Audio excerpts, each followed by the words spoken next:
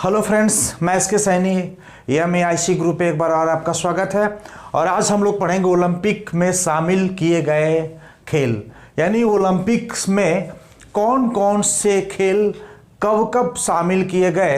ये TGT exam physical education के अंतर्गत ज़रूर 2 क्वेश्चन या 3 क्वेश्चन पूछ देता है, जिसमें बच्चे कंफ्यूज हो जाते हैं। तो सभी खेलों को हम एक जगह आपके लिए लेकर के आए हैं। आइए हम इसका अध्ययन करते हैं। तो सबसे पहले हम बात करते हैं कि 1896 में, सबसे पहले बात करते हैं कि 1896 में एथेंस में, यानी 1896 में पहला ओलंपिक्स गेम हुआ था, जो एथेंस से शुरू हुआ था, जिसमें जिम्नास्टिक, भारोत्तोलन, कुश्ती, जिसमें हम बात कर सकते हैं कि जिम्नास्टिक, भारोत्तोलन, कुश्ती, ग्रीको रोमन शैली और तैराकी और लॉन टेनिस, तैराकी और लॉन टेनिस, ये 1896 में यह सब शामिल किया गया था। यानी हम कह सकते हैं कि 1, 2, 3, 4, 5 इन पांचों गेमों को एथेंस ओलंपिक 1896 में शामिल किया गया था। जो लॉन टेनिस को 1896 में पहली बार शामिल किया गया था, और दूसरी बार 1988 में, यानी लॉन टेनिस को दूसरी बार 1988 में शामिल किया गया, और तब से यह चला आ रहा है। दूसरी बार 1896 में शामिल किया गया था, 88 में, जिसको हम बोलते हैं सियोल ओलंपिक में, सियोल ओलंपिक या दक्षिण कोरिया में पाया गया है, जो वहाँ पे हुआ दक्षिण कोरिया, सियोल ओलंपिक में हुआ था 1988 में। ये दूसरी बार लॉन टेनिस को शामिल किया गया था। तो पहले हमने देखा कि जिम्नास्टिक, भारोत्तोलन, कुश्ती, ग्रीको रोमन, तैराकी और लॉन टेनिस को 1896 एथेंस ओलंपिक में शामिल किया गया। नेक्स्ट हम चलते हैं कि और कौन सी गेम कब कब इसमें शामिल किया गया होगा। नोट कर लिए होंगे या स्क्रीनशॉट ले करके भी अपना काम चला सकते हैं। और इसके बाद हम देखते हैं कि और सारे गेम है, जैसे कुश्ती फ्री स्टाइल, मुक्केबाजी की बात करते हैं।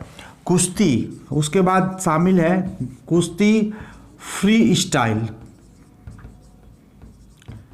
और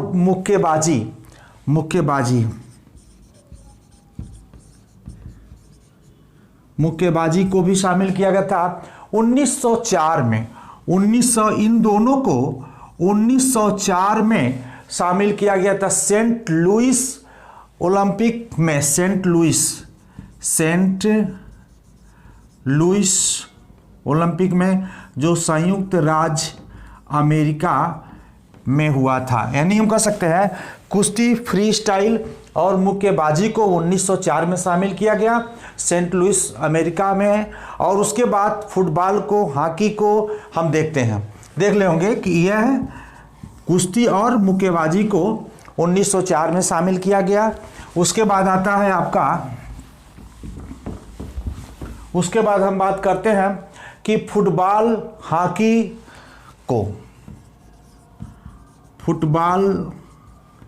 और हॉकी को, ये हॉकी को 2 बार शामिल किया गया था। हम देखते हैं हॉकी को, तो 1908 में फुटबॉल को शामिल किया गया था, और हॉकी को भी पहली बार 1908 में शामिल किया गया था, पहली बार। उसके बाद 1928 में इसको शामिल किया, दूसरी बार जो है इसको दूसरी बार 1928 में शामिल किया गया एम्स्टर्डम ओलंपिक में। एम्स्टर्डम ओलंपिक जो नीदरलैंड में हुआ था, नीदरलैंड। यानी हम कह सकते हैं कि 1908 में जो शामिल हुआ था वो लंदन ओलंपिक में हुआ था। ये लंदन में हम कह सकते हैं फुटबॉल और हॉकी को पहली बार 1908 में शामिल किया गया था, लेकिन हॉकी को दूसरी बार हम कह सकते हैं 1928 एम्स्टर्डम ओलंपिक में शामिल किया गया। इसी तरह से कबड्डी को 1936 में शामिल किया गया, बास्केटबॉल को भी 1936 में किया गया था। कबड्डी की बात करते हैं तो 1936 में, और कबड्डी और उसके बाद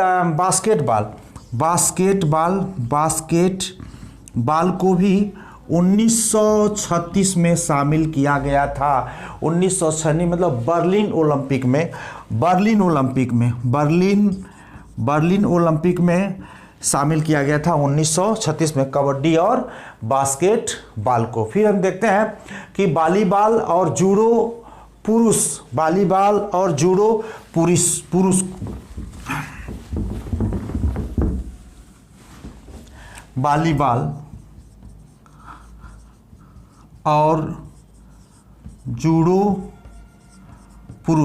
यानी वॉलीबॉल और जूडो पुरुष को 1964 टोक्यो ओलंपिक में शामिल किया गया था। 1964 टोक्यो ओलंपिक में शामिल किया गया था। किसको? वॉलीबॉल और जूडो को। वॉलीबॉल और जूडो को 1964 टोक्यो ओलंपिक में शामिल किया गया था। उसके बाद बैडमिंटन की बात आती है, तो बैडमिंटन में भी एक इतिहास है कि 1988 में पहली बार बैडमिंटन को शामिल किया गया था, लेकिन दूसरी बार 1992 में शामिल किया गया था। हम ऐसे बात करते हैं कि बैडमिंटन को 1988 में पहली बार शामिल किया गया, उसके बाद 1992 में दूसरी बार शामिल किया गया। उसके बाद टेबल टेनिस की बात आती है। इसमें टेबल टेनिस की बात जो आती है तो 1988 में टेबल टेनिस को भी शामिल किया गया था। जो 1988 की जब हम बात करते हैं तो सियोल ओलंपिक की बात करते हैं। सियोल ओलंपिक दक्षिण कोरिया में पड़ता है। फिर हम कह सकते हैं कि अभी जूडो पुरुष की बात किया 1964 में, तो जो जूडो खेल है वो महिला की जब बात करते हैं तो 1988 में ये सियोल ओलंपिक में ही शामिल किया गया था। तो हमने देखा कि 1988 में हमने बैडमिंटन को देखा, टेबल टेनिस को देखा, हमने जूडो को देखा जो 1988 में शामिल किया गया था, और बैडमिंटन को दूसरी बार 1992 में शामिल किया गया था। 1988 में हमने देखा कि दूसरी बार एक और लान टेनिस को, यानी इतिहास में हम देखें तो 1988 में भी काफ़ी गेम शामिल किए गए थे। लान टेनिस को दूसरी बार 1988 में ही शामिल किया गया था। तो इस तरह से हमने देखा कि यह किस गेम को किन किन सन में किन किन ओलंपिक में शामिल किया गया।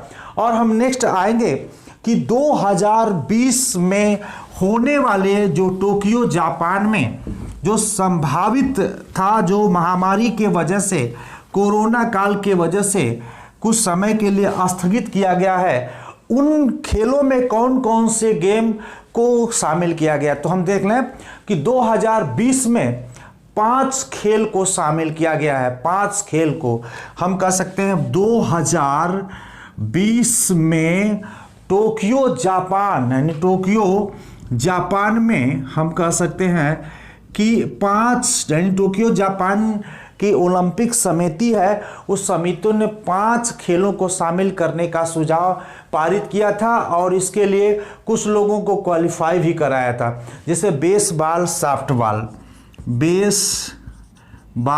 और सॉफ्टबॉल, कराटे को भी शामिल किया गया था इसमें, और स्केटबोर्ड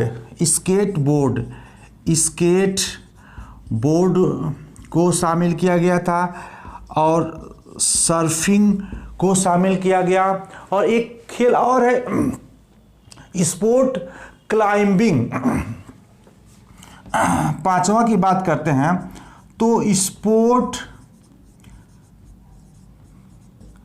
क्लाइंबिंग, यानी हम कह सकते हैं कि 2020 टोक्यो जापान ओलंपिक खेलों में बेसबॉल, सॉफ्टबॉल, कराटे यानी 1, 2 और तीसरा है, ये चौथा है और ये पांचवा है। 5 गेमों को शामिल किया गया।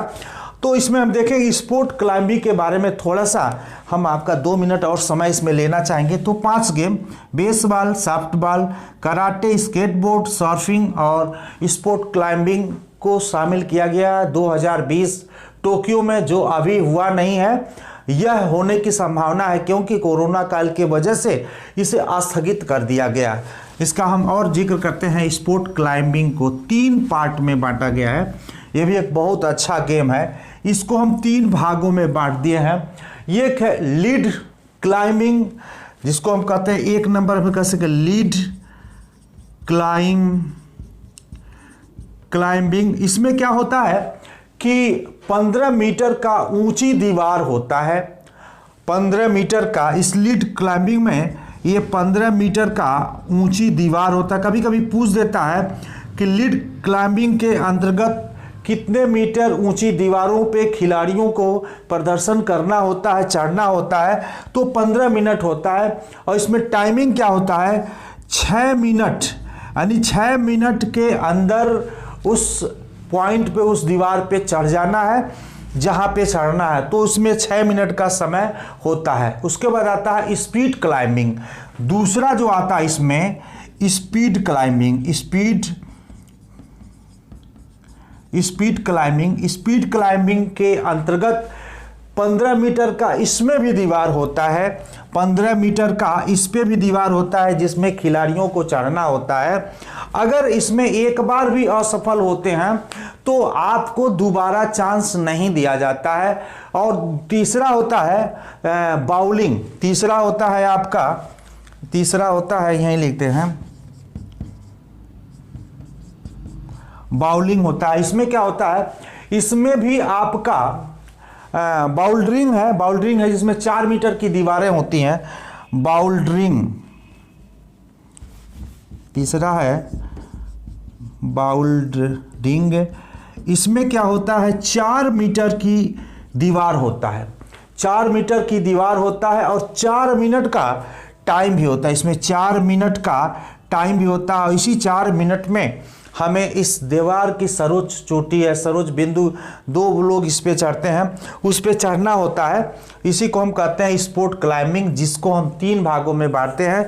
एक में इसको लीड क्लाइंबिंग बोलते हैं, दूसरा स्पोर्ट क्लाइंबिंग बोलते हैं और तीसरा बाउल्डरिंग बोलते हैं, जिसमें 15 मीटर की ऊंची दीवार पे 6 मिनट के अंदर चलना होता है।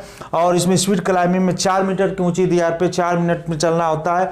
और स्पोर्ट क्लाइंबिंग में 15 मीटर की दीवार होता है। 15 मीटर का इसमें भी दीवार होता है, इस पे भी चढ़ना होता है। तो इस तरह से हमने देखा कि ओलंपिक खेलों में कब कब किन किन खेलों को शामिल किया गया।